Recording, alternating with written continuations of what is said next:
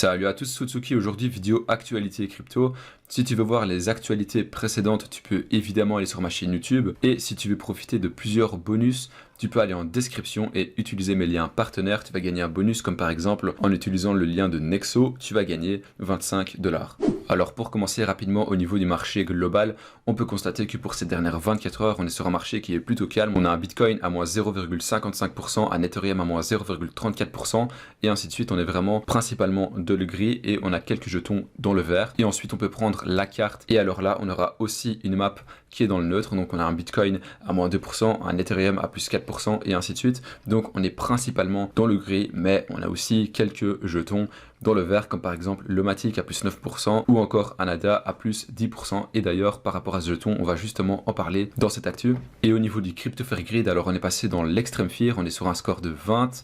Et la raison à ça, on va justement en parler dans cette vidéo. Alors ensuite, on peut regarder la capitalisation boursière globale des cryptos. Donc on peut tout simplement voir qu'on est à nouveau dans une tendance baissière. Et le 14 août, on était sur une capitalisation boursière totale de 1 119 milliards de dollars. Et aujourd'hui, on est sur une capitalisation boursière de moins d'1 trillion de dollars. On est exactement sur du 980 milliards de dollars. Alors ensuite on peut passer aux actus. La première actu, elle concerne le Bitcoin. Ce qu'il se passe actuellement, c'est qu'il y a énormément d'incertitudes par rapport à son avenir. On peut observer des statistiques qui démontrent noir sur blanc que les traders de contrats futurs commencent à se désintéresser petit à petit du Bitcoin. Depuis mai 2021 à août 2022, on est passé d'un volume mensuel de 2,5 trillions de dollars à moins d'1 trillion de dollars, ce qui équivaut à une différence de plus de 50%.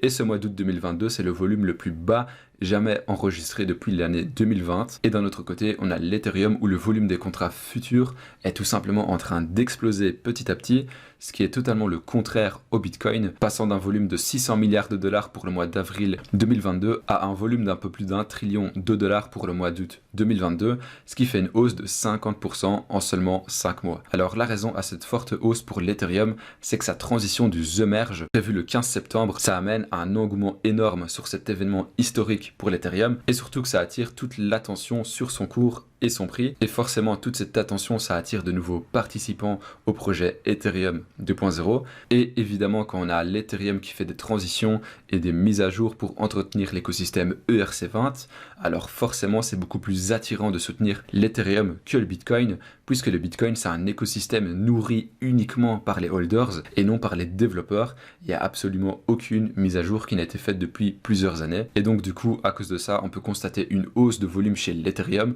et une baisse de volume chez le Bitcoin. Alors il reste à savoir si cette baisse va être en continu sur le Bitcoin et évidemment cette baisse de volume ça impacte le prix du Bitcoin. Pour le moment son prix stagne entre les 19 500 et les 20 000 dollars et vu que la date du The Merge pour l'Ethereum est prévue le 15 septembre, on pourrait potentiellement voir un Bitcoin toucher son ATL 2022 qui est de 17 700 dollars. Et en plus de ça, cette dernière semaine, il y a eu des tonnes d'articles américains qui tentent d'expliquer que le Bitcoin va totalement s'effondrer à cause du The Merge.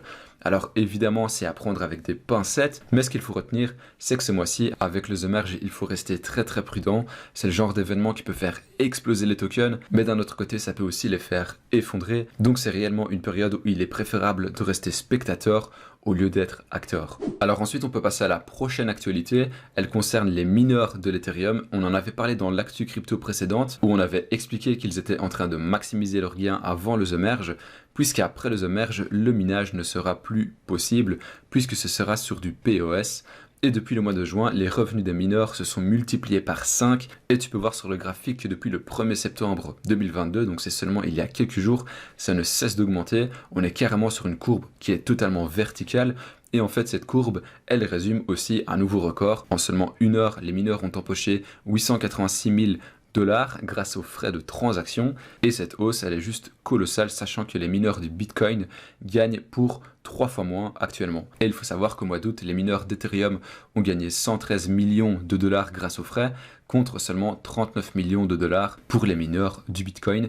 Et cette info, elle rejoint aussi la première actualité parce qu'on voit réellement que l'intérêt diminue petit à petit pour le Bitcoin. Alors ensuite, on peut passer à la troisième actualité.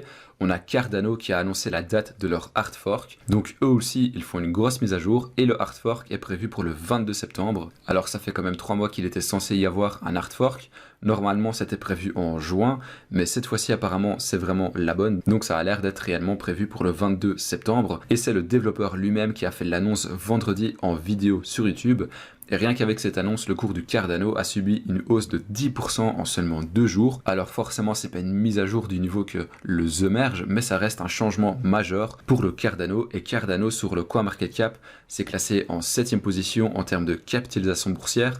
Donc encore une fois, ce mois de septembre, il faut vraiment rester vigilant sur la globalité des jetons parce que les plus grosses mises à jour de ce mois-ci, ça se déroule sur les plus gros écosystèmes de la crypto. Et donc du coup, vu que tout est corrélé, la plupart des jetons seront très impactés à la hausse comme à la baisse. Ensuite, on peut passer à la prochaine actualité. Je voulais parler des NFT.